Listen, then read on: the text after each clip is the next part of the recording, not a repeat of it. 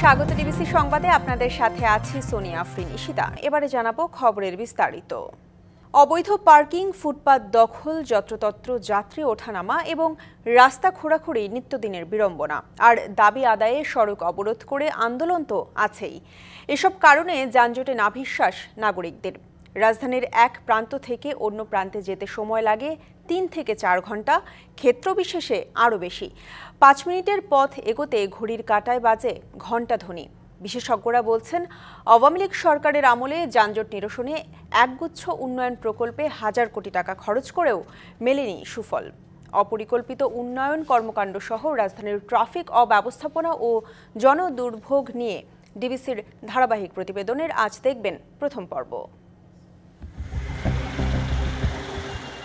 রাজধানীর ব্যস্ততম মহাখালী বিমানবন্দর সড়ক, যে সড়কে প্রতিদিন চলাচল করে দূরপাল্লার শত শত বাসসহ নগরের বিভিন্ন রুটের গণপরিবহন। যানবাহনের চাপে যানজট যেখানে নিত্যসঙ্গী, এমন চিত্র রাজধানীর প্রায় প্রতিটি সড়কেই। যত্রতত্র ফুটপাত দখল করে দোকানপাট, কোথাও কোথাও 2-3 স্তরে দখল করায় সড়কের পরিধি কমে আসে প্রায় অর্ধেকে। আর খোঁড়াখুড়ির পাশাপাশি অবরোধ আন্দোলনে যানজটে স্তব্ধ হয় পুরো নগরী। ফুটপাতে অনেক দোকান থাকার কারণে আমাদের মেন রাস্তা ব্যবহার করতে ঠিক করে হাঁটা যাচ্ছে না, রিক্সার জাম, বাসের জাম, মানে এটা তো মোটামুটি মনে হয় যে দখলই, মনে হয় যে পুরো রাজ্যটাই মনে হয় যে ফুটপাত যারা বা হকার তারা দখল করে ফেলছে। সিগন্যাল ছাড়াও নর্মাল রাস্তার মধ্যে জ্যাম লেগে গেছে এই গাড়ি, এই ফুটপাতের দোকানগুলোর কারণে। শৃঙ্খলা নেই যানবাহন চলাচলেও, চালকদের কাছেও নেই সদুত্তর। জামজট তো হইতাছে, পিছে জামজট হইতাছে। যাত্রীরা না আসলে কি করবো, মোটরসাইকেল আইতাছে, টান দিলে চাকার তলেই পড়ে না, কই পড়ে। সারাদিন 3 টিপ মারতে গেলে অনেক কষ্ট হয়ে যায় আর কি। ট্রাফিক পুলিশের সামনেই অহরহ চলে চালক হকারের এমন দৌরাত্ম। নিজেদের অসহায়ত্বের কথা জানালেন এই সার্জেন্ট। শুধু জরিমানা করেই কমানো যাবে না, জনসচেতনতা তৈরি করতে হবে, তবে এই জ্যামের পরিমাণ কমবে। এত ঢাকা শহরে এমনিতেই জ্যাম, আমরা সর্বোচ্চ চেষ্টা দিয়ে জ্যাম কমানোর চেষ্টা করি।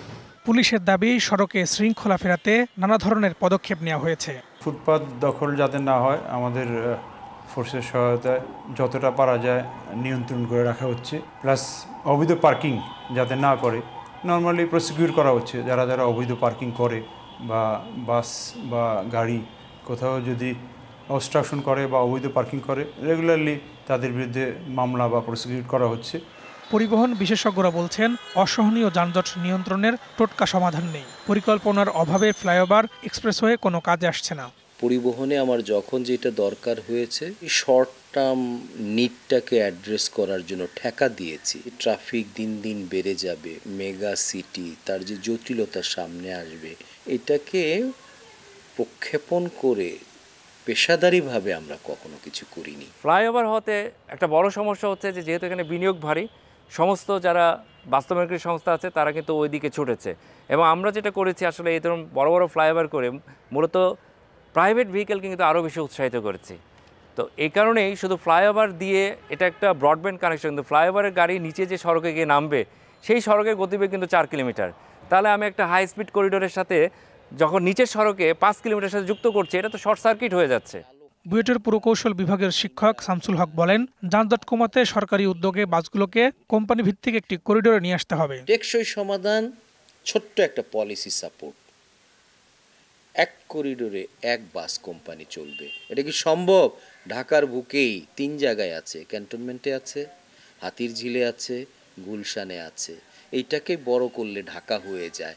এত কিছু দেখার পরেও যখন যে আসে তাকেই আমরা রুট পারমিট দিয়ে দিই, যারা দিচ্ছেন তারাই কিন্তু যানজটের বড় কারণ হয়ে দাঁড়াচ্ছেন। বিদ্যমান ব্যবস্থাপনায় ট্রাফিক পুলিশের পক্ষে যানজট নিয়ন্ত্রণ শুধু কঠিনই নয়, অনেকটা অসম্ভব মনে করছেন বিশেষজ্ঞরা। Farhaduzzaman, DBC news, Dhaka.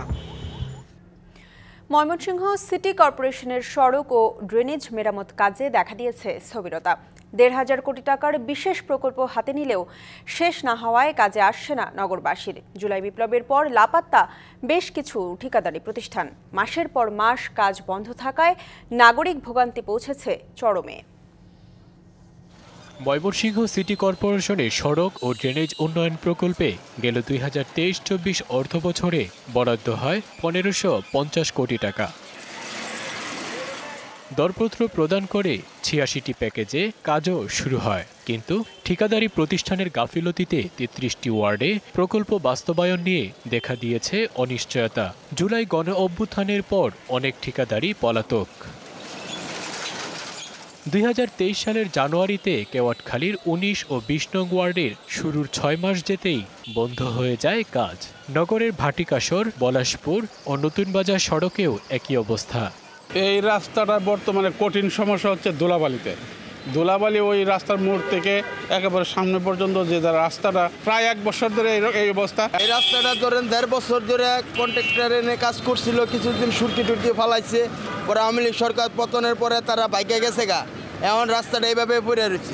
এদিকে নির্দিষ্ট মেয়াদেই বাকি কাজ শেষ করার আশ্বাস প্রধান নির্বাহী কর্মকর্তার।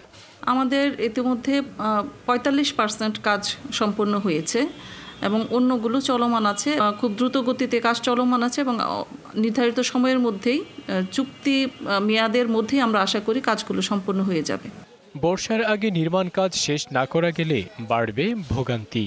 দলীয় প্রভাবের কারণে তারা ঠিকাদার নিয়োগ দিয়েছিলেন এবং এখানে দুর্নীতি ছিল। এখন এই যে তারা পালিয়ে গেল, যে দুর্ভোগ তৈরি হয়েছে রাস্তা এবং ড্রেনেজ ব্যবস্থা, সামনে বর্ষাকাল আসছে, এই বর্ষাকালে যদি ড্রেনেজ ব্যবস্থা ঠিকমতো উদ্যোগ ভালোভাবে না হয়, বর্ষার কারণে যে পানি জমে যাবে, এতে জনগণের দুর্ভোগ বেড়ে যাবে।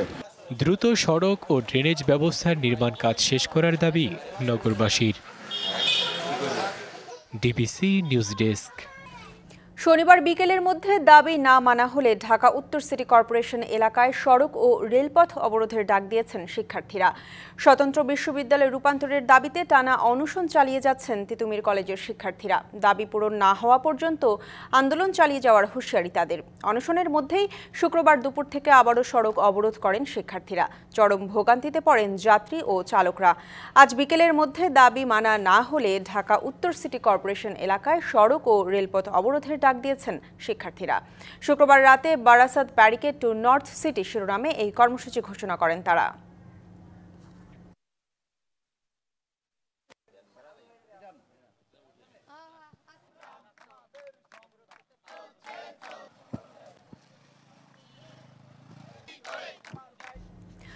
আমবয়ানের মধ্য দিয়ে শুরু হয়েছে বিশ্ব ইজতেমার দ্বিতীয় দিনের কার্যক্রম। কাল আখেরি মোনাজাতের মধ্য দিয়ে শেষ হবে প্রথম পর্বের ইজতেমা। ফজরের নামাজের পর উর্দুতে বয়ান করেন তাবলিগ জামাতের পাকিস্তানের শীর্ষ মুরব্বী মাওলানা খোরশেদ। ভোর থেকে শীত উপেক্ষা করে লাখ লাখ ধর্মপ্রাণ মানুষ জড়ো হয়েছেন টঙ্গীর তুরাক তীরে। দিনব্যাপী চলবে ইজতেমার নানাবিধ কার্যক্রম। জোহরের নামাজের পর বয়ান করবেন মাওলানা ইসমাইল গোদরা।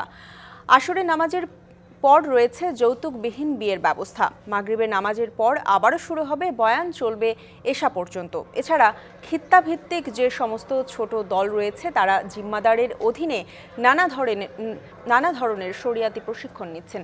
এদিকে অসুস্থতাজনিত কারণে এবারের ইজতেমায় ৩ জনের মৃত্যুর খবর পাওয়া গেছে। এই মুহূর্তে বিশ্ব ইজতেমা মাঠে সার্বিক ব্যবস্থাপনা নিয়ে ব্রিফিং চলছে। আমরা সরাসরি চলে যাব সেখানে। এগুলোকে বাদ দিতে হবে। তৃতীয় হলো, উনি কোরআন হাদিসের খেলাফ যে সমস্ত মন গড়া বক্তব্য দিচ্ছেন, যেগুলো আপনারা জানেন, ওগুলা থেকে ওনাকে ফিরে আসতে হবে। এই 3টা জিনিস যদি উনি মেনে নেন, আমাদের তো কারোর সাথে কোনো দুশ্মনী নেই। আমরা তো কোনো দুশ্মনীর জন্য বা কোনো টাকা পয়সার জন্য ভাগ না। এই ভাগটা হলো শরীয়তের কারণে আমরা এখানে আটকিয়েছি, নাহলে তো আমাদের কোনো সমস্যা নেই। উনি আমাদের প্রিয় লোক। Thank you. BNP chairperson Begum Khaleda Zia সম্পূর্ণভাবে সুস্থ রয়েছেন এবং তিনি দেশে ফেরার ব্যাপারে খুবই উদ্গ্রীব বলে জানিয়েছেন তার ব্যক্তিগত চিকিৎসক ডাক্তার AZM জাহিদ হোসেন। তারেক রহমানের বাসায় লন্ডন ক্লিনিকের চিকিৎসকদের হোম ভিজিটের মাধ্যমে বেগম খালেদা জিয়ার চিকিৎসা চলছে। এদিকে যুক্তরাজ্য বিএনপির সভাপতি এম.এ. মালেক আশা প্রকাশ করেন দ্রুতই দেশে ফিরতে পারবেন বেগম খালেদা জিয়া। ম্যাডাম মানে অনেক সুস্থ হয়ে গেছেন আলহামদুলিল্লাহ। আমরা আশা করছি এইভাবে হলে ধরেন উনি হয়তো ঈদের আগেই দেশে চলে যাবেন। লন্ডন ক্লিনিকের তত্ত্বাবধানে উনি ওখানে চিকিৎসাধীন আছেন এবং ওনারাই টাইম টু টাইম যা পরীক্ষা করা প্রয়োজন সেগুলো ওনারা করছেন এবং হোম ভিজিটের ব্যবস্থা ওনারা নিজে থেকেই লন্ডন ক্লিনিকের পক্ষ থেকে করা হয়েছে। মানসিকভাবে উনি হসপিটালে এসছে, বাসায় স্বাভাবিক সুস্থ, শারীরিকভাবেও উনি আলহামদুলিল্লাহ ওনার অবস্থা স্থিতিশীল। ভারতীয় ভিসা দীর্ঘদিন বন্ধ থাকায় চীনকে বাংলাদেশি রোগীদের চিকিৎসা নেওয়ার জন্য বিকল্প দেশ হিসেবে ভাবা হচ্ছে। বাংলাদেশে নিযুক্ত চীনের রাষ্ট্রদূত জানিয়েছেন, কুনমিংয়ে 3টি হাসপাতাল নির্দিষ্ট করা হয়েছে বাংলাদেশিদের জন্য। তবে ট্রাভেল এজেন্সিগুলো বলছে ভিসা প্রক্রিয়া জটিল হচ্ছে দিন দিন। 5ই আগস্টে পট পরিবর্তনের পর থেকেই ভিসা সীমিত করেছে ভারতীয় হাইকমিশন। বাংলাদেশে জটিল রোগে আক্রান্ত রোগীরা ভয়াবহ সংকটে পড়েছেন এই পরিস্থিতিতে। সম্প্রতি চীন সফর শেষে দেশে ফিরে পররাষ্ট্র উপদেষ্টা জানান, চিকিৎসা সেবায় বিকল্প দেশ হিসেবে চীনকে ভাবছে সরকার। এ নিয়ে সে দেশের সরকারের সাথে আলোচনাও হয়েছে।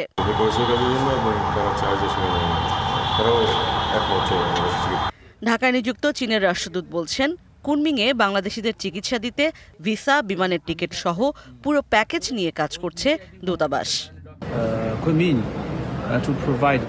কুনমিংয়ে আমরা বাংলাদেশি রোগীদের জন্য কিছু ট্রাভেল এজেন্সির সাথে কাজ করছি, যারা প্যাকেজ সার্ভিস সরবরাহ করবে, যাতে বিমান টিকিট, আবাসন, খাবার এবং স্থানীয় যাতায়াত ব্যবস্থা অন্তর্ভুক্ত থাকবে। আমরা 3টি হাসপাতালকে নির্দিষ্ট করার চেষ্টা করছি। তবে এজেন্সিগুলো বলছে ভিন্ন কথা। তারা বলছেন, ক্রমেই কঠিন হচ্ছে চীনের ভিসা প্রক্রিয়া। ভিসার জটিলতা দিন দিন বাড়ছে। এমনিতে হচ্ছে কাস্টমারের আমাদের অনেক ডিমান্ড আছে চায়নাতে যাওয়ার জন্য, স্পেসিফিকলি বিজনেস এবং হচ্ছে যে আপনার ট্যুরিস্ট ভিসাটাই বেশি ডিমান্ডেড। এখন পর্যন্ত মেডিকেল ভিসার জন্য আমরা কোনো কোয়ারিজ পাই নাই। চাইনিজ এম্বাসির রিকোয়ারমেন্টস থাকে, ওনাদের এক্সিট পয়েন্ট, এন্ট্রি পয়েন্টগুলো এগুলো কনফার্ম থাকতে হবে, লাইক এয়ারপোর্ট, কোন এয়ারপোর্ট দিয়ে যাবে, কোথায় যাবে, ওনার ট্রাভেল প্ল্যানটাই চায়। সব কিছু মিলে আর লাস্ট কয়েকটা প্রিভিয়াস কান্ট্রি ভিজিট চাচ্ছে, এগুলোর কারণে ওনাদের ভিসাগুলো অ্যাপ্লাই করা অনেক জটিল হয়ে গেছে। এক্ষেত্রে সরকারি উদ্যোগ আরও কার্যকর না হলে এই পরিকল্পনা কতটা কাজ করবে তা নিয়ে সংশয়ের কথা জানান ট্রাভেল এজেন্সির কর্মকর্তারা। ইশরাত জাহান উর্মি, ডিবিসি নিউজ, ঢাকা। গাড়িটা আমার প্রেজেন্ট, আমার ফিউচার, আমার হ্যাপি লাইফ। আইডিএলসি আমার ফাইন্যান্সিয়াল পার্টনার বলেই কার লোন আমার কাছে লাইফ ইনভেস্টমেন্ট। আমার ভাইয়ের রক্তে রাঙানো 21শে ফেব্রুয়ারি আমি কি ভুলিতে পারি। রক্তে রাঙানো ফেব্রুয়ারি ভাষার মাঝ শুরু হলো আজ। ফেব্রুয়ারি জুড়ে নানা কর্মসূচির মধ্য দিয়ে দেশবাসী শ্রদ্ধা ও ভালোবাসা জানাবে ভাষা শহীদদের প্রতি। ভাষার অধিকার প্রতিষ্ঠার সংগ্রামে ফেব্রুয়ারি আধিপত্যবাদী শাসন শোষণের বিরুদ্ধে বাঙালির দুর্বার প্রতিরোধ এবং জাতীয় চেতনার প্রথম উন্মেষ।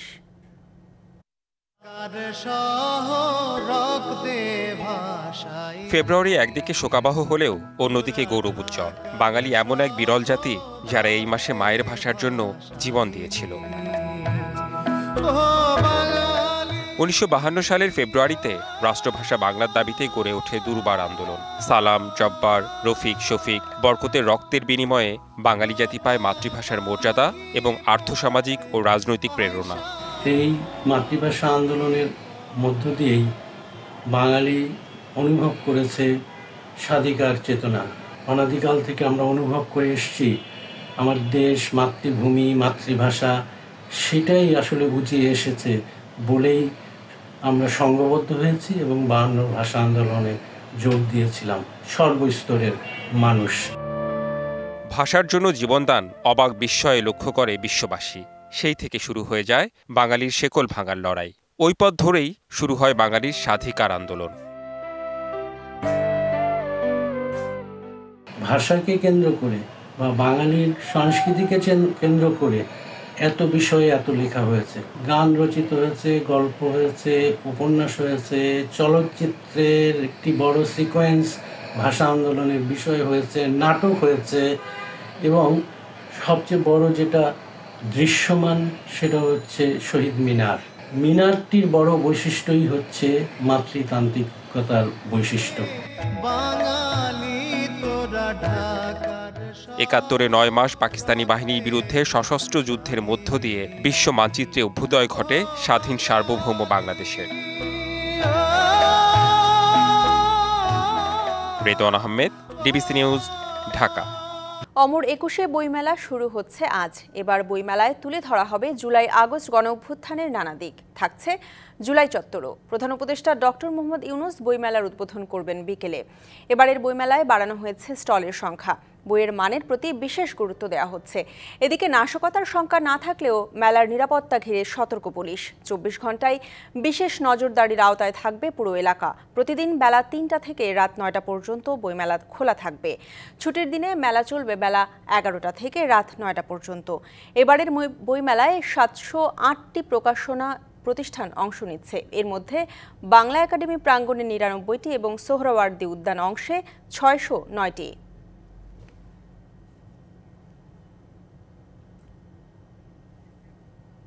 মানিকগঞ্জ জেলা কারাগারের রাজু মণ্ডল নামে এক হাজতিকে নির্যাতনের অভিযোগ উঠেছে দায়িত্বরত কারারক্ষীদের বিরুদ্ধে। কারাগারের ভেতরের ক্যান্টিনে ফল কেনা নিয়ে দ্বন্দ্বের জেরে 3 জন কারারক্ষী রাজুকে মারধর করে।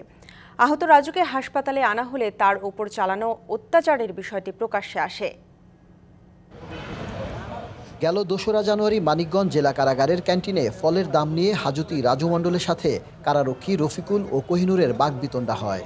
অভিযোগ উঠেছে এরপর তাদের মধ্যে হাতাহাতি হয় এবং জাহিদ নামের এক কারারক্ষী রফিকুল ও কোহিনুরের সঙ্গে মিলে রাজুকে লাঠি দিয়ে পিটিয়ে আহত করে।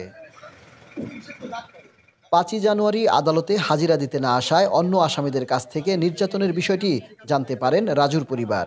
28 জানুয়ারি রাজুকে উন্নত চিকিৎসার জন্য জেলা সদর হাসপাতালে আনা হয়। আমি আসছি তারিখের দিন, এখন দেখি যে তার তারিখে নিয়ে আসে নাই। হাজতে আসামিগুলো আনছে, তাদের কাছে জিজ্ঞেস করে যে বাজান কি হয়েছে আমার রাজুকে, বলছে আপনার রাজুর ব্যাপারটা শুনেন নাই, গত 2 তারিখে তো তার পঙ্গু বানা হলাইছে। কোমরে আঘাতপ্রাপ্ত রাজুকে এমআরআই করানোর জন্য পরামর্শ দিয়েছে চিকিৎসক। তবে কারাভ্যন্তরে হাজতিকে মারপিটের বিষয়টি মানবাধিকার লঙ্ঘন বলে জানিয়েছেন জেলা জজ আদালতের আইনজীবী। অর্থোপেডিক্স কনসালটেন্ট ডাক্তার শহীদুল আজম তিনি দেখেছেন এবং তাকে বেটার ম্যানেজমেন্টের জন্য, বেটার চিকিৎসার জন্য তাকে এমআরআই অ্যাডভাইস করেছে। তিনি এমআরআই অ্যাডভাইস করার পরে এটা আরও বেশি সুস্পষ্ট ডায়াগনোসিসে চলে আসবে। এটা তো মানবাধিকার, এটা তো একটা অপরাধ করো, একটা মারাটা অপরাধ। আমি যত মুখে কথা বলতে পারি, যখনই আমি একজনকে গায়ে হাত দিব সেটাও কিন্তু একটা অপরাধ, তখন কিন্তু অফেন্স হয়ে গেল। হাজতিকে মারধরের ঘটনায় কারারক্ষী রফিকুল ও জাহিদের বিরুদ্ধে বিভাগীয় ব্যবস্থা নেওয়া হয়েছে বলে জানিয়েছেন কারাপ্রধান। এরকম একটা ঘটনার কারণে আমরা দুইজন কারারক্ষী অভিযুক্ত করি, 2 কারারক্ষীর বিরুদ্ধে বিভাগীয় ব্যবস্থা নেওয়া হয়েছে। বন্দীকে আমরা কারা হাসপাতালে প্রথমে চিকিৎসা নেই, তারপরে পরবর্তীতে 250 বেডে মানিকগঞ্জে চিকিৎসা নেওয়া হয়। গত 23 মাস ধরে একটি হত্যা মামলায় কারাভোগ করছেন সিংগাইর উপজেলার ধল্লা ইউনিয়নের চর উলাইল গ্রামের রাজু মণ্ডল। Ashraful Alam Liton, DBC news, Manikganj. দেশের উত্তরের জেলাগুলোতে বেড়েছে মাঘের শীতের দাপট। ঘন কুয়াশা আর উত্তরের ঠান্ডা বাতাসে জনজীবনে নেমে এসেছে দুর্ভোগ। আজ দেশের সর্বনিম্ন তাপমাত্রা রেকর্ড করা হয়েছে পঞ্চগড়ের তেঁতুলিয়ায় 10 ডিগ্রি সেলসিয়াস। শীতের দাপটে কষ্টে রাত পার করছে নিম্ন আয়ের মানুষ। তাপমাত্রা বাড়লেও ঠান্ডা বাতাসে হাড় কাঁপা শীত অনুভূত হচ্ছে। দিনের বেশিরভাগ সময় কুয়াশায় ঢাকা থাকছে পথঘাট। প্রয়োজন ছাড়া ঘর থেকে বের হচ্ছেন না সাধারণ মানুষ। তবে জীবিকার তাগিদে নিম্ন আয়ের শ্রমজীবী মানুষকে কনকনে ঠান্ডা উপেক্ষা করেই বাইরে বের হতে হচ্ছে। বেশিরভাগ শ্রমিক বেকার হয়ে পড়েছে। উত্তরের আরেক জেলা ঠাকুরগাঁওতেও শীতের তীব্রতা বাড়ছে। সকালে জেলার সর্বনিম্ন তাপমাত্রা রেকর্ড করা হয়েছে 10.8 ডিগ্রি সেলসিয়াস। ঠান্ডাজনিত রোগে আক্রান্ত হয়ে হাসপাতাল ও ক্লিনিকগুলোতে রোগীর সংখ্যা বাড়ছে। শিশুরা নিউমোনিয়া, সর্দি, কাশি ও ডায়রিয়ায় আক্রান্ত হচ্ছে বেশি। কক্সবাজারের টেকনাফের প্রবাল দ্বীপ সেন্ট মার্টিনে পর্যটকদের যাতায়াতে 9 মাসের নিষেধাজ্ঞা শুরু হচ্ছে আজ থেকে। নিষেধাজ্ঞা বহাল থাকবে আগামী নভেম্বর পর্যন্ত। পরিবেশ, বন ও জলবায়ু পরিবর্তন মন্ত্রণালয়ের সিদ্ধান্ত অনুযায়ী শুক্রবার দ্বীপটিতে ভ্রমণের শেষ দিন ছিল পর্যটকদের। একমাত্র প্রবাল দ্বীপের পরিবেশ ও প্রতিবেশ রক্ষায় এমন সিদ্ধান্ত জানিয়েছে জেলা প্রশাসন। তবে পর্যটন মৌসুমের 2 মাস বাকি থাকতেই এমন ভ্রমণ নিষেধাজ্ঞায় ক্ষুব্ধ দ্বীপবাসী ও ব্যবসায়ীরা। তারা জানান, এখন যদি দ্বীপে পর্যটক আসা বন্ধ হয়ে যায় তাহলে নানা সংকটে পড়বেন বাসিন্দারা।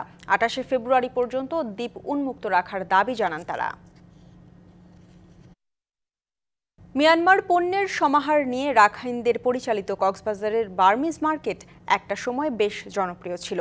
অভিযোগ, বাঙালি ব্যবসায়ীদের সংখ্যাধিক্যের কারণে কমে গেছে রাখাইনদের দোকানপাট। এতে জৌলুস হারাতে বসেছে ঐতিহ্যবাহী মার্কেট। কক্সবাজার শহরের প্রধান সড়কে বার্মিজ মার্কেট এলাকা, যেখানে গড়ে উঠেছে মিয়ানমারের উৎপাদিত পণ্য সামগ্রীর 24টি মার্কেট, যাতে স্থান পেয়েছে অন্তত 350 দোকান। এসব দোকানে বার্মার তৈরি জিনিস ছাড়াও রাখাইনদের উৎপাদিত পণ্য বিক্রি হয়, মিলছে অন্যান্য দেশের পণ্য।